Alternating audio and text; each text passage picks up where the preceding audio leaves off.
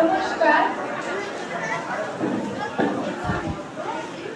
নমস্কার আমি দেশাচরের দাস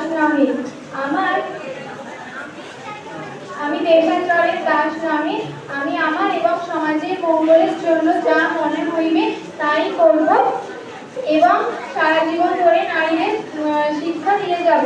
যে কজন অন্যতম ব্যক্তিত্ব আছেন যারা নারী শিক্ষা বিষয়ে প্রবলভাবে চেষ্টা করেছেন, তার মধ্যে ঈশ্বরচন্দ্র বিদ্যাসাগর হলেন অন্যতম প্রধান।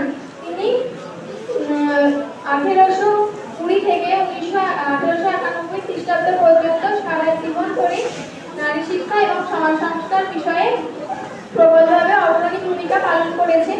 নারী শিক্ষা বিষয়ে তার প্রথম লক্ষ্য ছিল যে প্রথমত তিনি বাল্য বিবাহ এবং বহু বিবাহ রোধ করেন এবং বিধবা বিবাহ আইন প্রণয়ন করেন।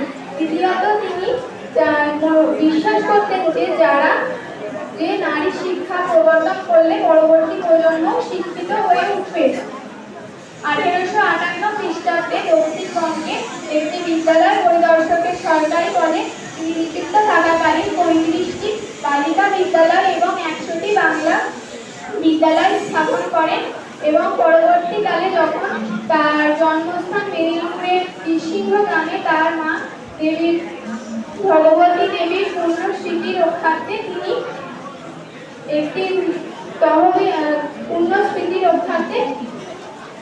মা ভগবতী বিদ্যালয় স্থাপন করেন এবং পরবর্তীকালে যখন সরকার তার প্রতিষ্ঠিত বিদ্যালয়গুলিতে আর্থিক অনুদান দেওয়া বন্ধ করে দেন, তখন নারী শিক্ষা ভান্ডার নামে তিনি একটি তহবিল গঠন করেন। তিনি নারী শিক্ষা বিষয়ে বিস্তার এবং সমাজ সংস্কার বিষয়ে কাজ চালাবার সময় যুক্তির চেয়ে ধর্মশাস্ত্রের উপরেই বেশি নির্ভর করতেন। তাই ঐতিহাসিক অমলেশ ত্রিপাঠী তাকে ঐতিহ্যবাহী আধুনিকার নামে অভিহিত করেছেন। নমস্কার। প্রত্যেক